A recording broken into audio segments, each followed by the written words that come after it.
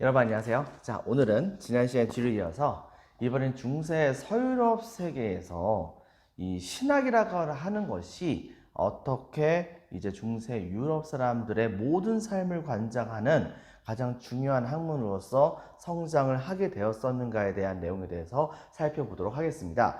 여러분들 교과서는 이제 238페이지, 239페이지, 그다음에 프린트는 14페이지에 해당됩니다. 자, 지금부터 살펴보도록 할게요. 자, 내용을 보면 다음과 같습니다. 자, 1번. 자, 그리스도교가 서유럽 사회를 하나로 묶다에서 2번까지에 대한 부분에선 먼저 이제 우리가 교회의 성장에 대해서 우리가 얘기할 필요가 있어요. 자, 그럼 교회가 어떻게 성장을 하게 되었었는가? 그것을 살펴보면 다음과 같습니다.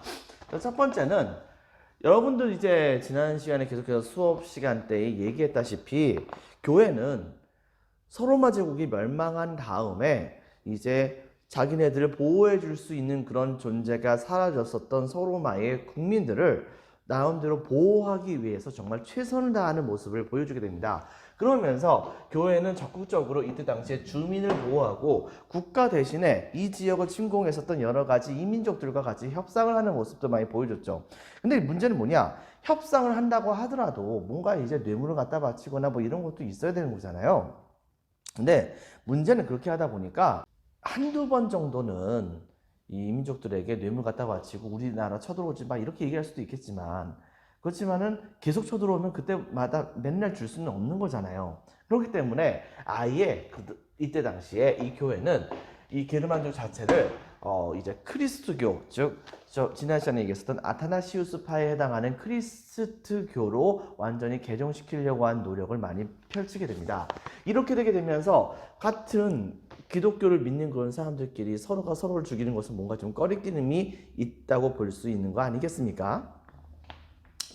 바로 그렇기 때문에 바로 이렇게 교회가 주민을 보호하고 적극적으로 포교를 해나가서 바로 이 게르만족 전체를 전부 다 크리스교인들로 만들려고 한 노력을 벌이게 됩니다. 두 번째는 뭐냐면 프랑크 왕국이 보호를 적극적으로 받았었어요. 여러분들 알다시피 프랑크 왕국이 이때 당시에 이 교회를 메로빙거 왕조의 클로비스에서부터 시작을 해가지고서 카를루스 대제에 이르기까지 프랑크 왕국은 계속해서 이 로마 교황청과 같이 손을 잡는 모습을 보여주게 됐던 것이죠. 그러면서 특히 카를루스 대제의 경우에는 로마 교황청에게서부터 서로마 황제의 관을 받았었잖아요. 자, 이렇게 되다 보니까 이때 당시에 이 프랑크 왕국은 바로 서로마 제국의 종교였었던 이 크리스트교를 서로마 제국을 자기네들이 계승했었다고 여겼기 때문에 바로 역시 크리스트교를 자신들의 종교로 받아들여 가지고서 주변에 있는 여러 개의 나라를 정복한 다음에 그들에게 크리스트교를 믿게 하는 조처를 취하려고 노력을 하게 됩니다. 자, 이런 측면이 있다는 것 같이 기억을 해주고, 그 다음에 세 번째는 이제 시간이 흘러가면서 여러분들 알다시피 바로 이 프랑크 왕국이 분열되잖아요. 분열되고 그 다음에 왕위 계승도 제대로 할 수 없는 상황이 되게 되면서 말 그대로 중프랑크, 서프랑크, 동프랑크 전부 다 완전히 무법지대가 됐었죠. 자, 이런 상황에서 당시에 바이킹족이 쳐들어오고 마자르족이 쳐들어오고 막 이런 식의 엄청난 난리가 일어나게 되자 당시에 교회의 경우에는 그 근처 지역에 있었던 강력한 세력들에게 쳐들어오는 바이킹족이라든가 마자르족 뭐 이런 사람들, 노르만족 이런 사람들에게서부터 자신을 보호하기 위해서는 그 주변에 있었던 가장 강력한 힘센 사람들에게 바로 자신들을 이제 의탁할 수밖에 없는 그런 상황이 되게 되었던 것입니다. 때문에 지난 시간에도 한번 얘기했다시피 교회 재산을 기반으로 해가지고서 주변에 있었던 강력한 세력들에게 바로 이제 스스로 세속적인 제후로서 임명을 받는 모습을 보여줘요. 봉신에 해당하는 역할을 받게 되었다 볼 수 있겠죠. 교회가 제후와 같은 그런 모습을 보여주게 되면서 중세시대 때 대주교라든가 아니면 수도원장 뭐 이런 사람들은 지금의 대주교나 수도원장하고 똑같이 생각하면 안 됩니다. 이때의 대주교와 수도원장은 사실상 봉건 영주로서의 역할도 같이 했었던 사람들이라고 여러분들이 생각을 해주면 됩니다. 자, 이렇게 해가지고서 이때 당시에 교회가 이 세속 권력을 차지하게 되는 모습을 보여주게 됐던 것이죠. 근데 제일 중요한 것은 정신세계의 세력이 세속의 세력을 차지하게 되는 모습이 보여졌을 때 그때부터는 조금씩 타락을 해 나가는 모습을 보여주게 되기도 합니다.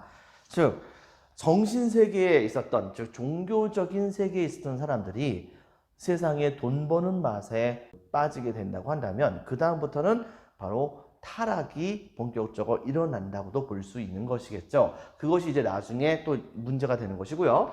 또 한 가지, 바로 이때 당시에 중세의 모든 사람들은 진짜 우리가 생각하는 것보다도 엄청나게 강력하게 바로 이제 그리스도교를 되게 많이 믿었습니다. 때문에 자신이 죽으면 무조건 천당 혹은 지옥 이렇게 갈 것이라고 생각을 했었고, 때문에 바로 자기가 죽기 전엔 반드시 그리스도교의 방식에 해당하는 여러 가지 생애에 따른 절차 같은 것을 이루어야 된다고 생각을 했었어요. 자, 그렇기 때문에 그들은 특히 여러분들 알다시피 그리스도교가 나름대로는 많은 사람들을 서로 사랑을 하게 하면서 가난한 사람들에게 친구가 되는 역할도 많이 해줬었잖아요. 뒤집어 얘기한다고 한다면 돈이 많거나 혹은 이제 토지가 많거나 뭐 이런 사람들의 경우에는 상대적으로 천당을 가기 힘들다고 하는 그런 말이 있잖아요. 부자가 천국에 가는 것은 낙타가 바늘길을 통과하는 것과 같다라고 하는 그런 말이 있는 것처럼요. 바로 그렇기 때문에 이때 당시에 많은 귀족들은 바로 그런 점을 많이 믿었기 때문에 어떻게 했었냐면 자신들이 죽을 때는 자신은 그래도 천국 가고 싶잖아요. 그러니까 어떻게 했느냐, 바로 자기가 갖고 있었던 토지라든가 돈이라든가 이런 것들을 죽기 직전에 그나마 이제 좀 되고 많이 이 교회에게 아주 기부를 많이 하게 됩니다. 많은 토지의 기증들이 되게 많이 있었어요. 그리고 그것이 이제 교회의 재산으로 등록이 되었다 볼 수 있겠죠. 그 다음에 또 한 가지, 유럽인의 정신과 생활 전반을 관장하게 됩니다. 즉 유럽인들은 이때 당시에 그리스도교가 없이는 죽는 것과 그 다음에 탄생하는 것조차 존재할 수가 없었습니다. 태어날 때에 탄생했었을 때에 해당하는 그런 성사 같은 것을 보기도 하고, 그 다음에 뭐 생애의 주기에 따라서 뭐 견진성사라든가 그 다음에 결혼했을 때 혼인성사라든가 그리고 뭐 사제가 된다고 한다면 뭐 사제가 되는 그런 성사 같은 것을 하기도 하고, 그 다음에 평상시에 죄를 저질렀다고 생각하는 때가 있다고 한다면 고백성사 같은 것을 하고, 그 다음에 돌아가실 때는 이제 임종성사 같은 것을 진행하는 모습을 보여주기도 했었죠. 즉 이렇게 되게 되면서 유럽인들은 그리스도교를 바로 자신들의 하나의 풍습으로 완전히 받아들이는 모습을 보여주게 돼요.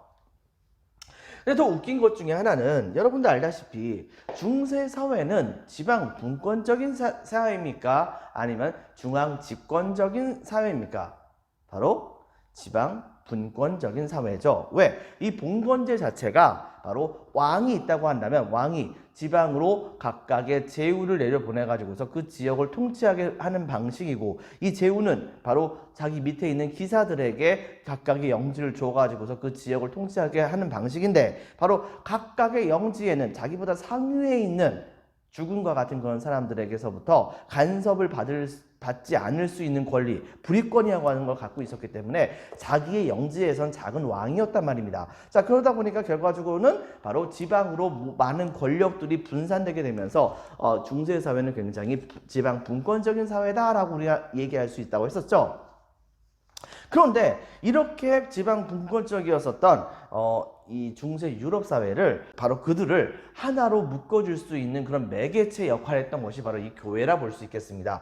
교회가 바로 중세 유럽 사회를 하나로 묶었습니다. 왜? 바로 이 교회에, 즉 그리스도교를 믿는 사람들이 전부 다 모든 서유럽 사람들은 바로 이 그리스도교를 믿었기 때문에 그리스도교를 전파하는 이 교회가 바로 중세 유럽 사람들을 하나로 묶는 매개체 역할을 했다고 볼 수 있겠죠. 근데 문제는 뭐냐? 이렇게 하다 보니까 자연스럽게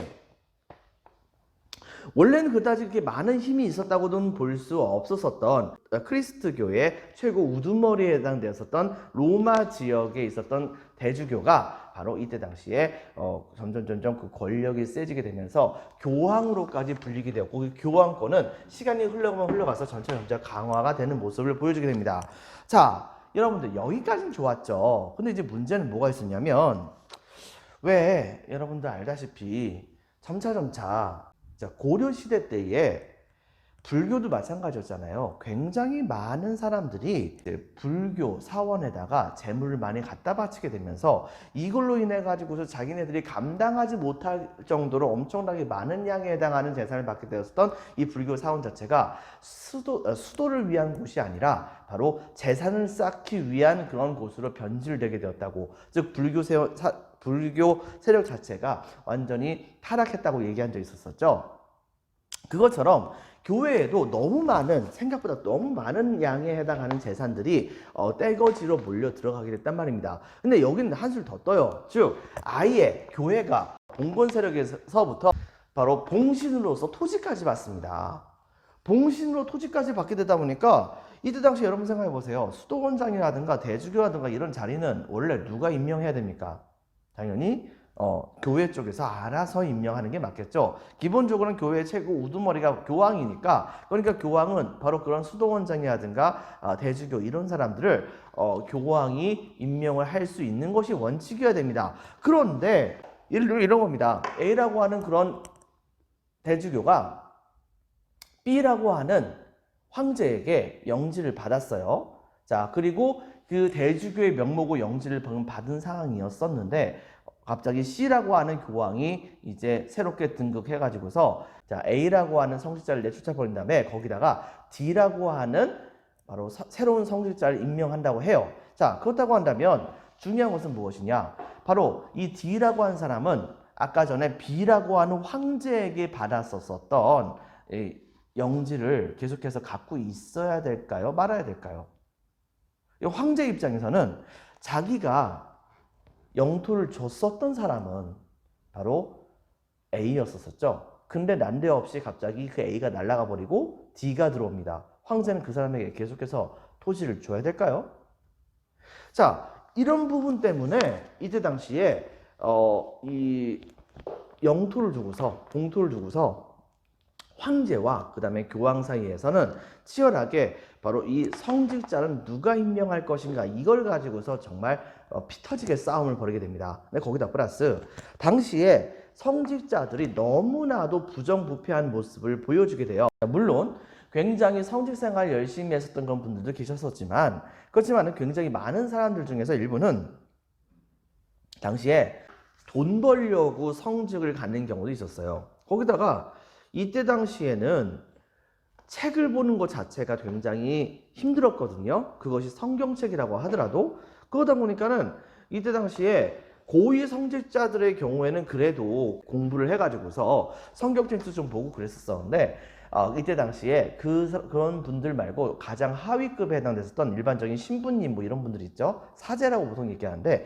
이런 분들의 경우에는 이때 당시에 성경책 하나 본 적도 없는 사람이 이때 당시에 사제로 임명되는 경우도 정말 많았었습니다.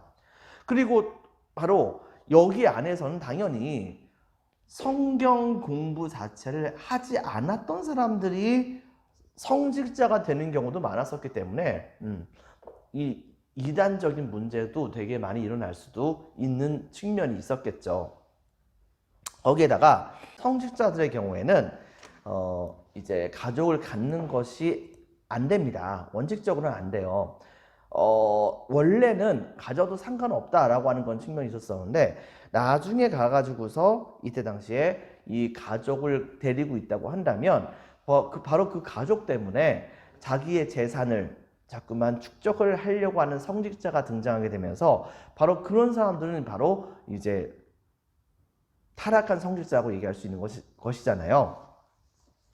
자, 그렇기 때문에 자신의 재산을 축적을 하지 않고 그 다음에 많은 사람들을 위해서 헌신적으로 이제 생활을 해 나가려고 했던 성직자를 양성하려고 한다면 기본적으로 결혼을 하지 않아야 된다고 생각했던 것이 바로 이 그리스도교 쪽에서의, 즉 천주교 쪽에서의, 카톨릭 쪽에서의 그런 생각이었던 것입니다. 자, 그런데 이제 문제가 뭐가 있었냐면 은연중에 바로 자식까지도 낳게 되는 그런 성직자가 이때 당시에 있게 되었던 것이에요. 그리고 그들은 이때 당시에 이 신도들이 이제 11조, 즉 이제 자신의 전체 수입의 10분의 1을 성당에다 갖다 바치죠. 자, 성당에다 갖다 바치는 그런 11조를 받아가지고서 그걸로써 자기의 재산화 시켜버린 그런 인간들이 너무 많아졌던 것입니다.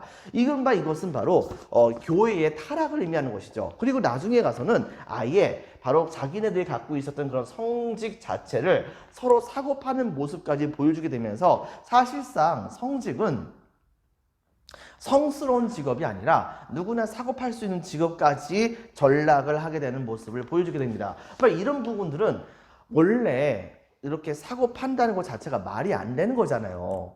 이렇기 때문에 당시에 이런 만연했었던 교회의 부정부패 그리고 성직 매매와 같은 부패와 타락 이런 것들을 봤었던 이때 당시에 교회 내의 개혁론자들은 당시에 여러 차례에 걸치긴 했는데요. 대표적으로 이제 클리니 수도원과 같은 그런 수도원들이 중심이 돼가지고서 대대적으로 이렇게 부정부패한 그런 교회를 좀 개혁을 하자고 하는 교회 개혁 운동이 펼쳐지게 됩니다. 이른바 수도원 운동이 그 당시에 등장하게 됐다 볼 수 있는데요. 이 수도원들의 경우에는 특히 뭘 하게 됐었냐면 바로 좀 더 청빈한 삶을 보여주자. 즉 먹는 거, 입는 거, 자는 거 이런 것들의 상당수는 바로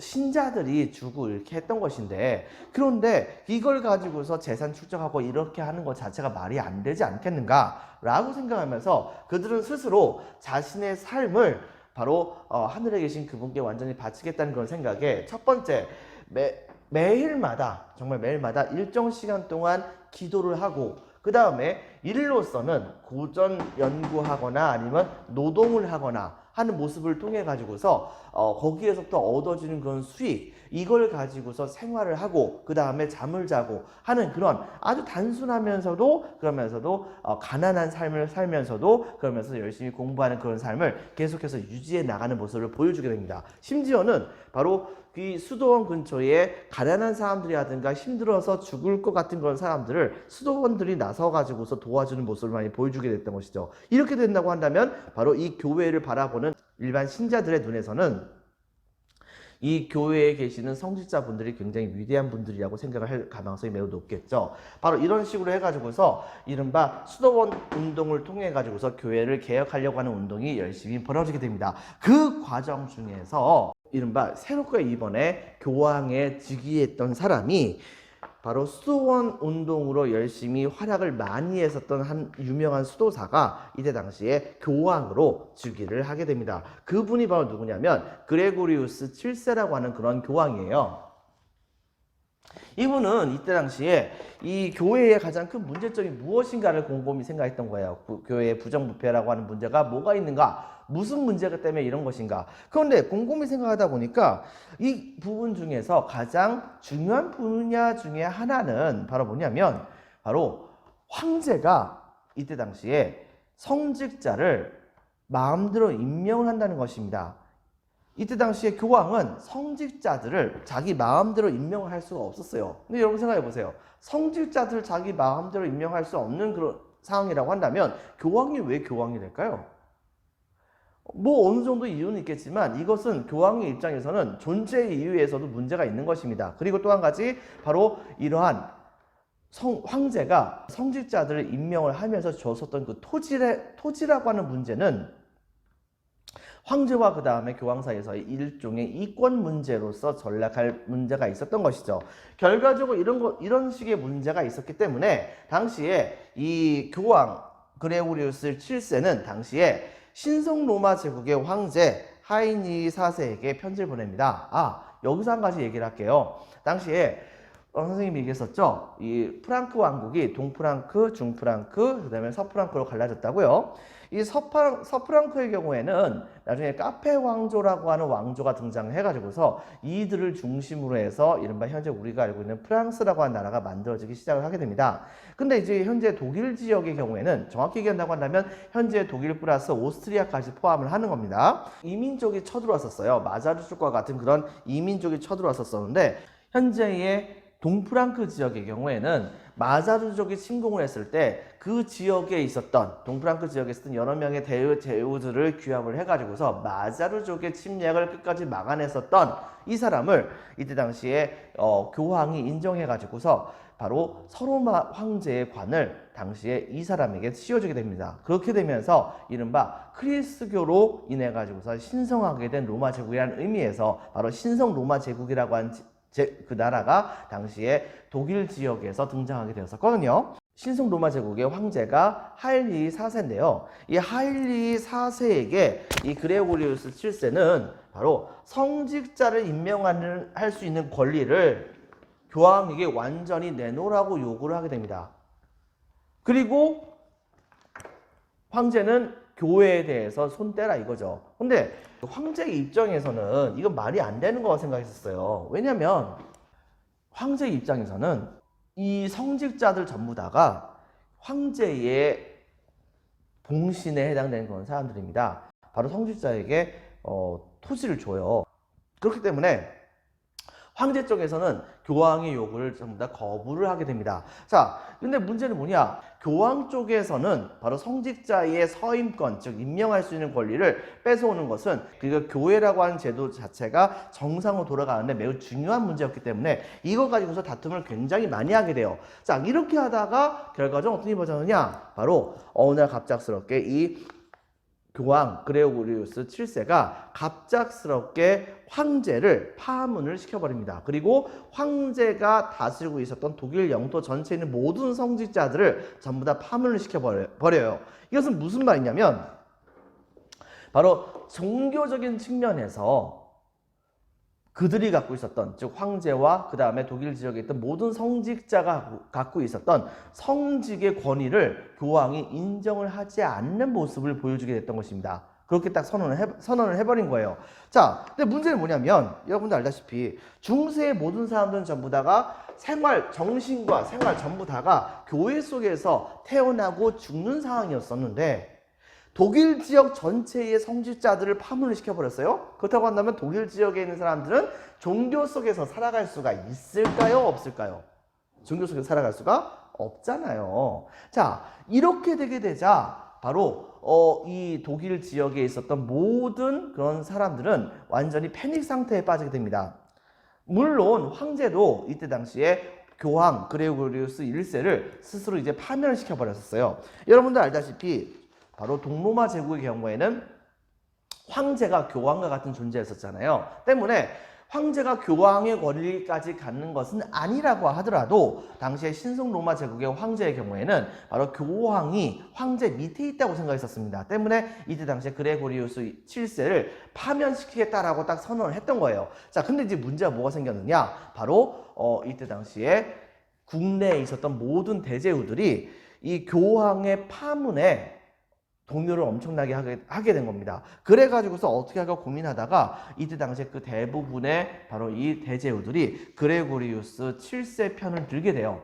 그렇게 해가지고서 그쪽을 중심으로 해서 모이게 되고 결과적으로는 황제 주변에는 황제를 편드는 사람들조차 별로 없을 만한 그런 상황까지 바로 이 황제의 처지가 되게 딱하게 되는 상황이 벌어지게 됩니다. 자, 이렇게 되게 되자 하인리 4세의 경우에는 자기의 편이 전혀 없는 상태에서 더 이상 그레고리우스 7세에게 대항을 할 수가 없잖아요. 그래가지고서 이때 당시에 이 황제는 어쩔 수 없이 바로 교황이 이제 새로운 황제를 뽑겠다고 하는 대제후들의 모임에 갈 때에 바로 그 교황이 머물고 있는 성으로 몰래 가가지고서 3일 동안 아무것도 먹지 않고 눈물을 펑펑 흘리면서 바깥으로 되게 추운 겨울철과 같은 건 때였었는데 바로 이제 맨발로 이제 이때 당시에 카누사라고 하는 성 앞에 가가지고서 열심히 빕니다. 제가 잘못했어요. 제발 좀 이제 저를 파문한 것을 용서해 주세요. 막 열심히 요구를 한 거예요.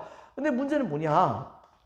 이때 당시에 그레고리우스 7세가 마음이 모질지 못한 겁니다. 제일 중요한 것 중에 하나는 크리스교는 바로 사랑과 그 다음에 용서의 종교예요. 그렇게 잘못을 빌고 있는데 이것을 또 용서해 주지 않을 수가 없는 거잖아요. 그래가지고서 어쩔 수 없이 3일째 되던 날 바로 이 그레고리우스 7세는 성문을 열어가지고서 바로 이 황제를 따뜻하게 맞아들이게 됩니다. 그리고 같이 저녁을 먹고 그 다음에 그를 파문을 했던 것을 다시 원상복구를 했었어요. 하지만은 국내에서 반란을 일으키려고 했었던 그 제후들은 여기에 이제 인정할 수가 없었던 것이죠. 결과적으로 어떤 일이 벌어졌느냐? 당시에 이 황제 하일리 4세는 자기 편을 들었었던 그런 대제후들과 같이 힘을 합쳐가지고서 바로 반란을 일으키려고 하는 대제후들과 열심히 싸워가지고 그들을 결과적으로 제압을 하게 됩니다. 근데 여기까지는 좋았죠. 문제는 뭐냐? 얼마 후에 어떤 일이 벌어졌느냐? 이 하일리 4세가 바로 자기가 군대를 직접 끌고 들어와가지고서 로마를 점령을 해버려요. 때문에 하일리 4세의 군대를 피해가지고서 그레고리우스 7세는 다른 곳으로 도망을 갔다가 도망가던 과정 중에서 고만병으로 이제 죽게 됩니다. 이렇게 되게 되면서 사실상 황제가 굴복했지만 최종적으로 황제가 승리를 하게 되는 이상한 상황이 벌어지게 됩니다. 하지만 문제는 뭐냐? 당연히 처음에는 교황의 권력은 황제보단 힘이 약했습니다. 그러나 한번 굴복을 시켰잖아요. 그 다음부터는 조금씩 시간이 흘러가면서 황제의 권한보다도 교황의 권한이 좀 더 힘이 강화가 되는 모습을 보여주게 됩니다. 그 과정 중에서 최종적으로는 이제 이 서임권 문제를 가지고서 협상을 완성을 하게 돼요. 그것은 바로 무엇이냐? 최종적으로 이런 겁니다. 성직자에 대한 임명권은 교황이 갖습니다. 교황을 가져요. 그리고 다만 황제의 경우에는 바로 그들에게 토지를 줄 것인가 말 것인가에 대한 권한을 갖게 됩니다.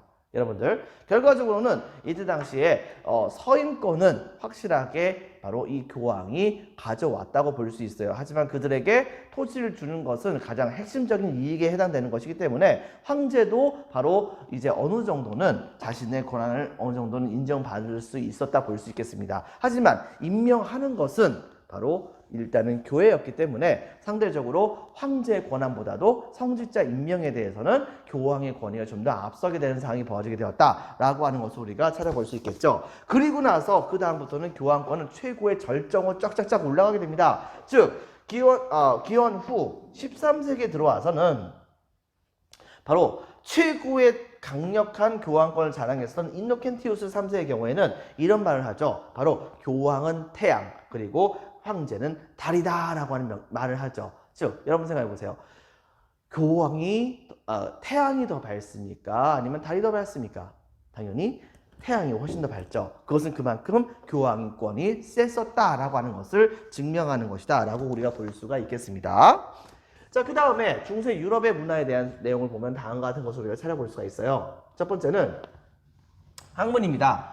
자, 학문의 경우에는 먼저 이때는 주로 이제 신학이 중심이 돼가지고서 발달한 모습을 보여주게 됩니다. 많은 사람들은 신의 말씀에 대해서 귀를 기울이고 그거에 따라서 살아가려고 하는 생각을 갖게 됐던 것이에요. 근데 성경책에 나와 있는 내용 중에 상당수가 굉장히 은유적인 표현이 되게 많이 있기도 하거든요. 자, 이러다 보니까 예전에 선생님이 쿠란을 해석하기 위해서 많은 이슬람 사람들이 그리스 철학을 많이 이용했다고 했었죠. 바로 이때 당시에 이 신학자들의 경우에도 그리스 철학을 이용해 가지고서 기본적으로 이제 신학을 열심히 해석을 하려고 하는 모습을 보여주게 됩니다. 인간의 머리로서 신의 의도를 해석하려고 하는 생각을 갖게 됐던 것이죠. 그 과정 중에서 발달했었던 철학을 일컬어서 우리는 뭐라고 부르냐면 스콜라 철학이라고 합니다. 바로 이 신학의 또 다른 이름이야 볼 수 있겠죠. 이 스콜라 철학의 최고의 대가라 볼 수 있던 사람이 바로 토마스 아퀴나스라고 하는 사람이에요. 이 사람은 신학적인 부분, 그 다음에 성경책에 나오는 여러 가지 모순적인 부분들을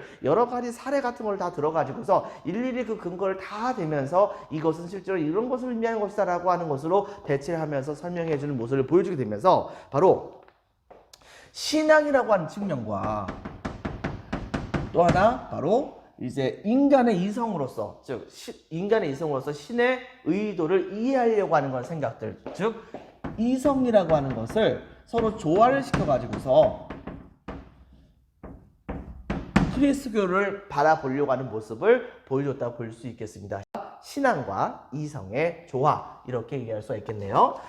그 다음에 이제 교육적인 측면에서는 교회와 수도원 학교가 되게 많이 발달하게 됩니다. 자, 여러분들 알다시피 이 중세 그리스도교 사회 때는 바로 제대로 된 교육시설이 없었어요. 근데 중요한 것은 글을 어느 정도 읽거나 혹은 말을 좀 알아들어야 그래야지 이제 성경책에 쓰여진 말씀과 뭐 예수가 하신 말씀 같은 것을 알아들을 수 있고 알아볼 수가 있을 거 아닙니까? 이렇게 되다 보니까 마치 이제 교회라든가 성당 가는 학생들은 아마 알 거예요. 주말마다 보면은 뭐 주일학교 뭐 이런 거 하죠. 바로 그런 것처럼 이 성당에서는 혹은 교회에서는 당시에 바로 초보적인 그런 형태의 읽기 쓰기 교육 같은 것을 조금 했었습니다. 그리고 이걸 조금 좀 더 전문적으로 이제 교육을 시켰던 학교가 바로 수도원 학교라고 볼 수 있어요. 여기에서 학생들은 수도사들처럼 머리 빡빡 깎고 그 다음에 거기 안에서 열심히 신앙생활 하면서 공부도 같이 하는 모습을 보여줬던 것입니다. 자, 그런데 중세 사회가 이제 안정화가 되면서 그러면서 여러 개의 유럽에 있는 각국들은 점차 그 관료 체제가 복잡화가 되게 되는 상황이 벌어지게 됩니다. 근데 문제는 뭐냐면 관료 체계가 복잡해지게 됐음에도 불구하고 그 넓은 관료 체계를 나름대로 잘 활용해 가지고서 운영할 수 있는 그런 인재가 부족했던 것이에요. 자, 이렇게 되다 보니까 기존에는 수도원 학교 같은 것을 만들었었지만 이거 갖고는 이제 거기서 나오는 인재 갖고는 해결이 안 되게 되자 당시에 바로 이제 많은 부분에서 인재가 되고 싶었던 많은 사람들이 이때 당시에 좀 더 높은 그런 수준에 해당하는 교육을 받기 위해서 당대의 가장 최고로 유명한 그런 사람들, 이런 분들을 모셔가지고서 이제 교육을 받으려고 하는 모습을 보여주게 됩니다. 즉, 학생들이 중심이 돼가지고서 당대에 뛰어난 그런 교수님들을 초빙을 해가지고 그래가지고서 이때 당시에 특정 과목에 대해서 공부를 하는 일종의 교육 공동체가 만들어지게 돼요. 혹은 반대로 뛰어난 교사들이 같이 뭉쳐가지고서 그래서 이때 당시에 그 강좌를 열고 여기에 그 배움을 얻기 위해서 많은 학생들이 찾아오는 그런 형태의 바로 이제 교육 공동체가 만들어지게 됩니다. 교사 중심 혹은 학생 중심의 교육 공동체가 만들어지게 되는데요. 이 교육 공동체를 일컬어서 우리는 뭐라고 부르냐면 대학이라고 얘기합니다. 이 대학의 경우에는 학문을 자유롭게 생각을 할 수 있어야 학문이 발전되게 되는 거 아니겠습니까? 자, 이랬었기 때문에 당시에 이 대학의 경우에는 학문의 발달을 위해서는 그들이 무슨 말을 하든 별일 짓을 하든 전혀 상관없이 학교 안에서의 규칙으로서 학생들을 처벌하고 바로 외부의 그런 규칙으로서 학생들을 처벌하지 않도록 하는 일종의 대학만의 자체적인 자치권을 주는 모습을 보여주게 됩니다. 바로 이렇게 되게 되면서 당시에 굉장히 많은 학생들은 이제 그 학교에서 마음대로 이제 어떤 면에서 이제 신성모독에 해당하는 그런 말까지도 할 정도로 그 정도로 자유롭게 토론을 하고 그걸 따라 가지고서 학문을 발달시키는 그런 모습을 보여주기도 했던 것이죠. 물론 이제 중간에 그런 것을 이용해 먹는 사람들도 있었습니다. 예를 들면 대학 근처에 있는 인가에 가가지고서 먹을 것 같은 걸 훔쳐온 다음에 바로 대학교 안으로 도망가요. 그러면은 이 먹을 거를 훔침을 당한 사람의 경우에는 바로 그 사람을 잡으러 대학교 안에 들어가야 되는데 대학교 학생이 아니니까 그 안에 못 들어가잖아요. 거기다 또 한 가지, 그 지역의 영주의 경우에는 대학교 안에 대해서는 절대로 터치를 하지 못하는 그런 상황이었기 때문에, 왜? 대학교 자체가 자체적인 자치권이 있었거든요. 때문에 이때 당시에 바로 그런 면을 이용해 가지고서 도둑처럼 살아갔었던 그런 학생들도 있었다고도 합니다. 어쨌든 간에 바로 이렇게 대학이 설립되게 되면서 지금 이제 우리가 알고 있는 대학교의 그런 전통이 이때에 어느 정도 만들어졌다고 볼 수가 있겠습니다. 자, 건축적인 측면에서는요, 바로 12세기 때쯤에 고딕 양식이라고 하는 건축 양식이 발달하게 됩니다. 즉, 이 시대 때의 사람들은요, 바로 신에 대한 마음이 너무 지극했어요. 너무 지극하다 보니까 자꾸만 신을 따라가려고 했어요. 자꾸만 신을 따라가려고 하다 보니까 자연스럽게 바로 신을 향해서 계속해서 나아가려고 하는 마음에서 건물을 계속해서 높게 지으려고 합니다. 근데 문제는 뭐냐면 높게 지으려고 하다 보니까 자연스럽게, 여러분 생각해 보세요. 커다란 건물을 그대로 쭉 올리기보다는 바로 이런 식으로 윗부분을 뾰족하게 만들어야, 그래야지 이쪽에 가장 높은 부분에 무게가 많이 나가지 않아 가지고서 이것이 계속해서 유지가 될 거잖아요. 그렇기 때문에 어떻게 했었냐면 당시에 많은 그 중세 시대 때의 교회의 경우에는 바로 윗부분을 뾰족하게 뾰족뾰족하게, 그 다음에 뭐 그 외에도 이제 좀 모든 것을 뭐 직각 비슷하게 그런 형태로 이제 건축을 만드는 모습을 보여주게 됩니다. 여러분 교과서에는 238페이지에 나와 있는 뭐 샤르트르 대성당과 같은 그런 성당의 모습들도 대표적인 고딕 양식에 해당되는 것이라 볼 수 있겠죠. 여기의 경우에는 사실은 이제 그 첨탑 자체가 아예 안 무거운 것은 아니지만 벽을 뭐 몇 개를 더 세웠어요. 벽을 몇 개를 더 세워가지고서 그래가지고서 위쪽에 이게 뾰족하게 튀어나왔었던 그런 이 첨탑을 지탱을 하게 했는데, 자 그러다 보니까 창문을 생각보다는 좀 더 쉽게 크게 낼 수가 있었습니다. 그러다 보니까는 이때 당시에 굉장히 많은 사람들은 바로 그 안에다가 이제 굉장히 화려한 그런 형태의 생유리, 즉 스테인드 글라스를 사용해 가지고서 그래서 이제 그 교회 자체를 굉장히 화려하게 꾸미는 모습을 보여주기도 했었던 것이죠.